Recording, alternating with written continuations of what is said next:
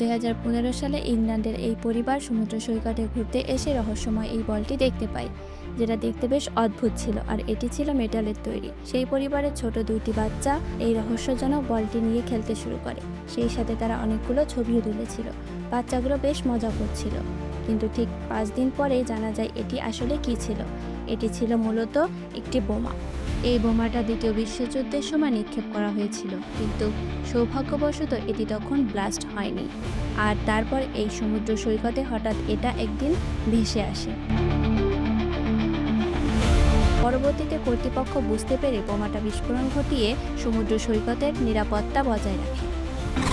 2017 সালে ইংল্যান্ডের একটি সমুদ্র সৈকতে বিশাল আকারের এই পাইপ হঠাৎ করেই পড়ে থাকতে দেখা যায়।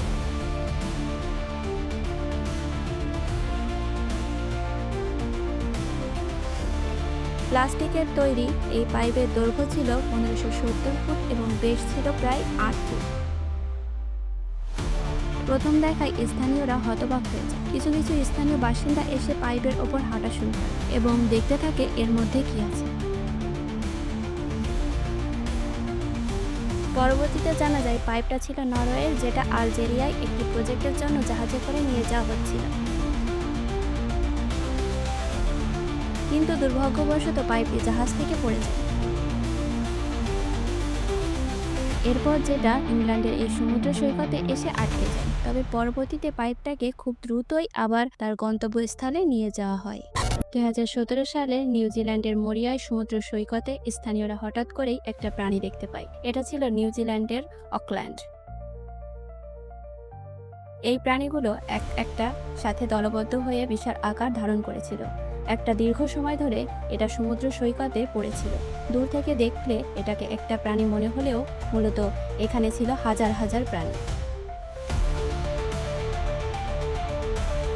এগুলো ছিল পরজীবী, যেগুলো ছিল শামুকের মতন খোলস, আর এগুলো বেশ অদ্ভুতভাবে নড়াচড়া করছিল।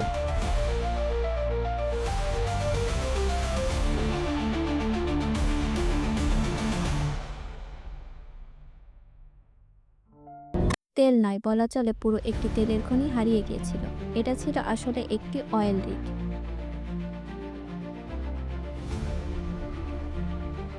2017 সালে ইন্দোনেশিয়ার 17,000 টন ওজনের একটি তেল সংশোধনাগার ইংল্যান্ডের এই উপকূলে ভেসে আসে। মূলত এই অয়েল রিগটাকে যেখানে আটকে রাখা হয়েছিল সেখান থেকে কোনো সংযোগ বিচ্ছিন্ন হয়ে এটা নরওয়ে এবং মাল্টা হয়ে ইংল্যান্ডের এই উপকূলে ভেসে আসে।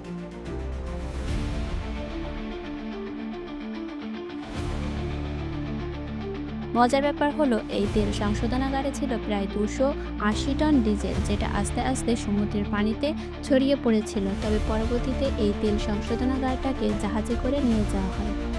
প্রায় সমুদ্র সৈকতে ছোট ছোট গাছের টুকরো ভেসে আসতে দেখা যায়, কিন্তু এত বিশাল আকৃতির কোনো গাছ যেখানে কোনো জঙ্গলেও দেখা যায় না, সেখানে এই বিশাল আকারের গাছ হঠাৎ একদিন সমুদ্র সৈকতে পড়ে থাকতে দেখা যায়।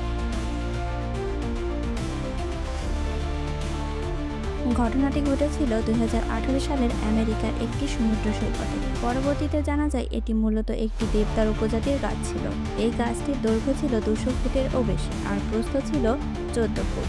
অনেকেই ধারণা করেছিল এই গাছটি মূলত অলিম্পিক ন্যাশনাল পার্ক থেকে ঝড় এবং জলোচ্ছ্বাসে ভেসে এসেছিল। পুরো প্রশান্ত মহাসাগর পাড়ি দিয়ে গাছটা এখানে এসেছিল।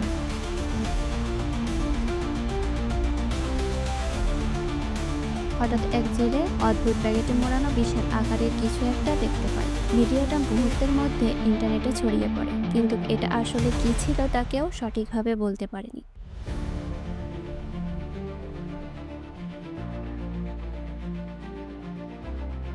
অনেকে মনে করে এই প্যাকেটের মধ্যে রক্তজনক কিছু ছিল, আবার অনেকেই মনে করে এটা ছিল মূলত একটি মৃত দেহ। আপনার কি মনে হয়?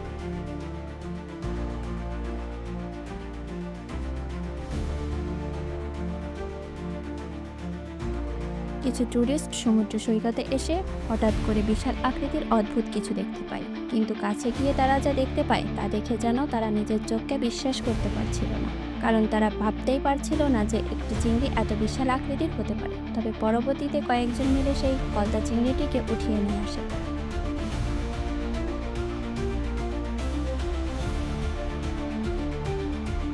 মজার ব্যাপার হলো এটা কোনো বাস্তব চিংড়ি ছিল না, এটা তৈরি করা হয়েছিল একটি রেস্টুরেন্টের প্রচারের জন্য। তবে এই ভিডিওটা আসল চিংড়ি মনে করেই ইন্টারনেটে ব্যাপক সাড়া ফেলে।